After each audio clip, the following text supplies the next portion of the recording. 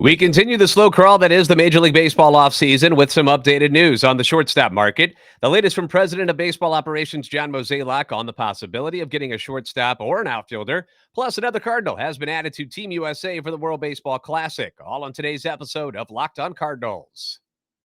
You are Locked On Cardinals, your daily St. Louis Cardinals podcast, part of the Locked On Podcast Network, your team every day.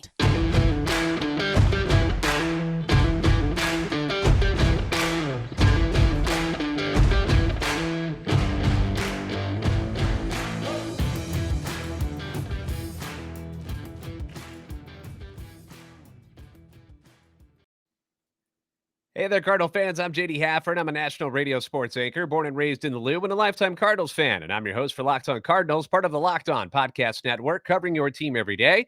You can follow me on Twitter at JD Sports Radio. Follow the podcast at LO_Cardinals. I want to thank those of you who have made Locked On Cardinals your first listen every day. We are free and available wherever you get podcasts, on iTunes, Spotify, or Google Podcast, also on YouTube. Make sure you like and subscribe and comment so you can interact with us and hit that notification button so you know when new episodes are posted. This is a show serving Cardinal Nation and giving the best fans in baseball all of the info about the birds on the bat. So the shortstop market has four major names on it: Trea Turner, Carlos Correa, Xander Bogaerts, and Dansby Swanson. And the Cardinals don't need a shortstop, but these are four of the top bats on the market. And if you want to really improve your team this offseason, you can do that by landing one of these guys. So here are some of the latest updates on what insiders are hearing and saying about where these guys may land. Let's start with Xander Bogaerts. He opted out of his deal with the Red Sox. Many consider him, I guess, like the third best of the four shortstops that are available. I think a lot of people put Trea Turner number one, then Carlos Correa, but you can argue that if you want. Mark Feinsand at MLB.com listed 7 potential landing spots for Bogaerts, and here's his list. He's got the Red Sox. The team has never said they didn't want him and will continue to go after him. The Phillies, who have been rumored to really want Trea Turner, but if they don't get him, might turn their attention over to Xander. The Dodgers, who, if they can't get Turner back, will surely be in on Bogaerts, Correa, and Swanson. He also brought up in this article that if the Dodgers get Judge, they could move Mookie Betts to second base and then Gavin Lux to shortstop. I mean, what a bag of riches the Dodgers have, right? To move your all-star former MVP outfielder and just go, hey, why don't you come on in and play a little infield? Why don't you play some second base for us? Very nice. It must be nice to have that available to you. The Padres, which you might say, wait a second, you've got Fernando Tatis Jr. What the heck's going on there? But after not having him this past year, they realized that Ha-Seong Kim was pretty good at shortstop. And they were already kind of tinkering with putting him out in the outfield from time to time because they're trying to save his body because he keeps getting hurt all the time, diving for balls. I don't know if there's anywhere you can keep him from getting hurt in the infield or the outfield. Might have to make him a DH if that's what you're worried about, if he's going to be that fragile all the time. But they were worried about that stuff before the injuries and the suspension this past year. So, yeah, I don't know what they're going to do with Tatis Jr. yet, but obviously you got to have his bat at the lineup.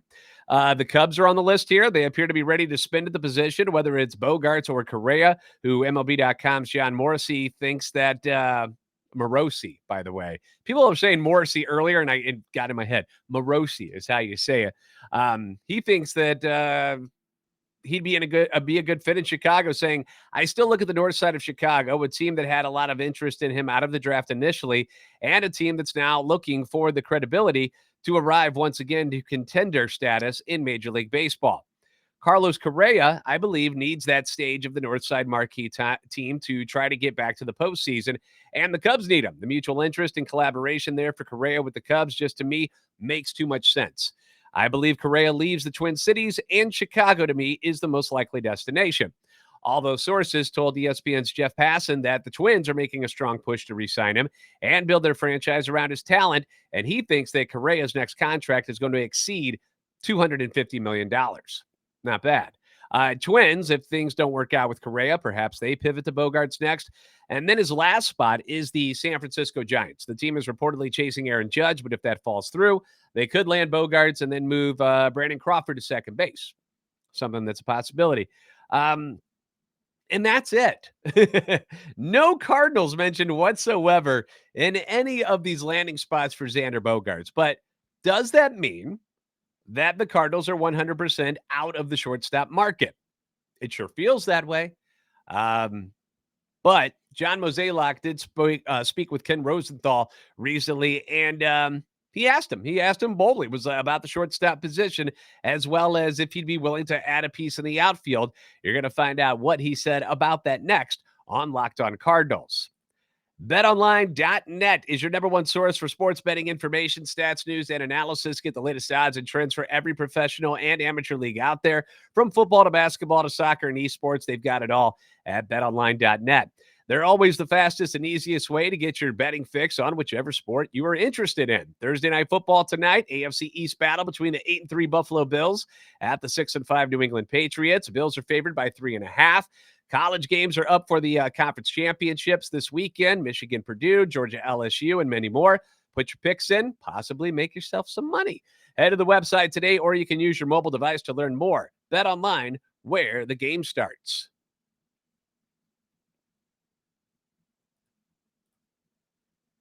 Thanks for making Locked On Cardinals and Locked On MLB Prospects your first listen today, which is who we had on yesterday. So I still have that in my script here, which is a mistake. But yeah, go look at MLB Prospects while you're at it. For your second listen, check out Locked On Sports Today from the games that matter the most to the biggest stories in sports. Go beyond the scoreboard and behind the scenes with local experts and insights only Locked On can provide. Locked On Sports Today, available on this app, YouTube, and wherever you get your podcasts. The Athletic's Ken Rosenthal unleashed an article about what he's hearing leading up to the winter meetings in Major League Baseball. And he talked about the 3-year, $58.5 million deal that the Astros just struck with Jose Abreu, the possibility of former Cardinal Colton Wong going to the Mariners. And he does bring up the Redbirds and what they might do. So here is what Mr. Rosenthal had to say about the Cardinals. He says that Cardinals GM John Mozeliak, in a telephone conversation, made it clear the team's number one priority is acquiring an everyday catcher. Asked about the possibility of adding a shortstop, Mozeliak said, Tommy Edman is a very, very good shortstop. Mozeliak allowed that a change in the marketplace could prompt him to adjust at short, but it's doubtful he could strike a bargain in free agency or in a trade. As for the outfield, Mozeliak said the Cardinals have numerous options, describing top prospect Jordan Walker as, quote, the biggest wild card. He did not rule out a veteran addition, but such a player likely would be a backup behind Tyler O'Neill, Dylan Carlson, and Lars Nootbaar. So to me, that says a few things, okay? It says we're fine at shortstop, and we're not really considering any of these guys at shortstop. And any additional infielder that they might bring in strictly is going to be a backup, okay? They've got Paul DeJong on the roster, and he's costing them $9 million still. And whether you like it or not, he's going to be there. And unless some team is willing to take on at least a portion of that Paul DeJong salary and what's going on with the remaining details of his contract, which is, I think he's got 2 player options and you got to buy those out. They can put him in a deal with somebody. There's been talk about pairing him up with, say, a Lars Nootbaar to move him, but I just don't know anybody who's going to want him. Or you can cut him. You can cut him if you want to, but you still got to pay the guy. But it just feels to me like they're going to give him another shot in spring training and hope that maybe some work with new hitting coach Turner Ward will do him some good. And that's the optimistic approach that the Cardinals probably have going into this. But the reality has been the last couple seasons, Paul DeJong is not a good baseball player anymore, at least hitting wise. Okay. He just hasn't been very good. And you're genuinely paying $9 million to a guy to be a defensive replacement at the end of ball games. And that's not ideal for a team that doesn't have the luxury of just wasting money whenever they want. You know, they pay their players, but they're still on a budget, clearly, or they'd go out and buy all these guys like some of these bigger market teams are doing. And that's just not the Cardinal way. I mean, just imagine what the Cardinals could do if they had $9 million freed up, plus the money they've already got free, what they could be doing with that. And it's a bit of a handcuff. Paul DeJong's a bit of a handcuff on this payroll right now. But I don't want you to get too upset. So don't think about that situation too much because it's not real. But $9 million plus what they got free already, that's kind of like 20-something million dollars you could be spending on somebody. How about the catching rumors? Rosenthal says that the Astros are in discussions with Wilson Contreras. And the interesting thing he added was the Astros like Contreras in part because he can play left field, particularly at Minute Maid Park, which has the second smallest left field in the majors after Fenway Park. Wait, what? So you're going to sign your catcher for $27 million maybe and then stick him in left field? I know he played some outfield back when he was a rookie, but that was a few years ago, man. Just kind of an odd thing to do with an expensive free agent catcher. Go stick him somewhere else. Kind of odd to me, but hey, it's your team.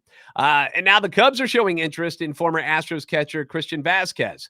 So let me put this out there. What happens if the Guardians, who have been the big rumor of moving pieces to get Sean Murphy from the A's, they're the only one that I've seen that's been brought up. What if they get Murphy, the Astros get Contreras, and then the Cubs take Vasquez? Where does that leave the Cardinals? You got the Blue Jays guys, Kirk and Jansen, if you want to trade for them. And then it's a lot of leftover dudes like Mike Zunino, Tucker Barnhart, Gary Sanchez, among others that are just kind of floating around and are there if you need them, but none of them are, upper echelon type players anymore. So no new shortstop, at least not any of the big names. No new outfielder except in a backup role. And then if you get squeezed out of the top catchers and have to settle for a lower tier guy, where is this the payroll is going up portion happening? Starting pitching in the bullpen? Where's this money going? Who's it going to? Because so far it's been, again, radio silence about the Cardinals so far in free agency and on the trade market. We haven't heard anything. Maybe things will pick up when the winter meetings start on the 4th, but so far, nothing. Now, one of the pitchers that will be on the roster is now set to suit up for Team America at the World Baseball Classic. We'll talk about it next on Locked On Cardinals.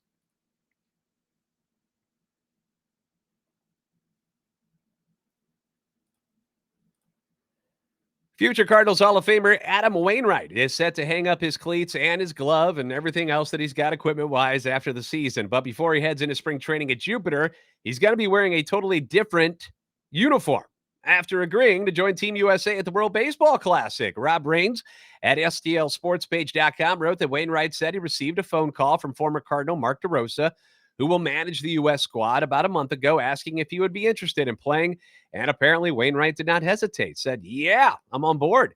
The tournament will be played during spring training, and Wainwright said he will work to be ready to pitch when he arrives at the Cardinals camp in Florida, where he will have a couple of weeks to train before joining the U.S. team workouts.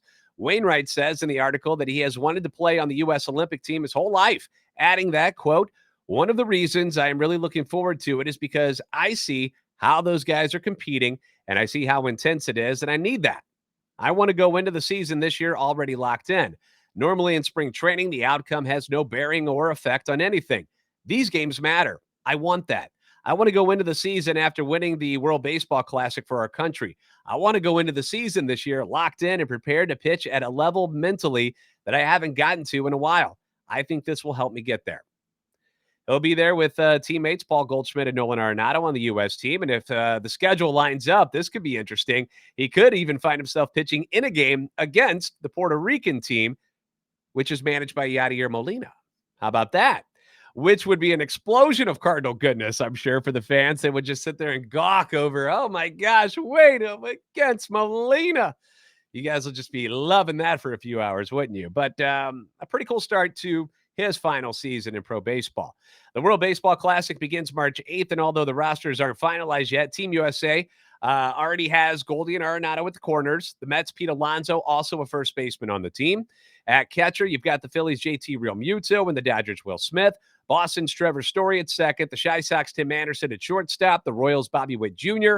is also one of the great up-and-coming young stars in the game. In the outfield, you've got the Dodgers' Mookie Betts, or I guess he can play second base now. Apparently that's a thing for him. Orioles' Cedric Mullins is there. The Angels' Mike Trout. And the Astros' Kyle Tucker. The pitchers that have signed up so far, Wainwright, the Yankees' nasty Nestor Cortez. You've got the D-backs' Merrill Kelly, and just announced today, the Giants' Logan Webb. The bullpen's got the Pirates' David Bednar, the Brewers' and St. Louis native Devin Williams, and the Orioles' Dylan Tate. So those are the names so far. Solid squad. How much fun is that going to be to watch, though? That middle of the order, which I want to point out particularly, Trout, Goldschmidt, Arenado. Man, can we get that on the Cardinals? Can we please get that on the Cardinals? If the Angels stink again this year and they decide they're going to trade off Ohtani, can we get Mike Trout to St. Louis? That would be, wow. That would be a dream, right? And we'll get to see how they play together coming up in the spring of 2023. But we're all feeling the Team USA vibes in the World Cup right now. They made it to the final 16. And then this spring, we can wave the red, white, and blue for the baseball team when their Pool C play begins on March 11th. They're going to be in a pool against Mexico, Colombia, Canada, and Great Britain. So that should be a lot of fun to watch too. All right, thanks for making Locked On Cardinals your first listen today. For your next listen, check out the Locked On Sports Today podcast, the biggest stories of the day, plus instant reactions, big game recaps, and the take of the day. Available on the Odyssey app, YouTube, and wherever you get your podcasts. As always, be sure to like and subscribe on YouTube. Follow on Twitter at LO_Cardinals and at JD Sports Radio. You are the best fans in baseball for a reason, and I'll see you next time on Locked On Cardinals.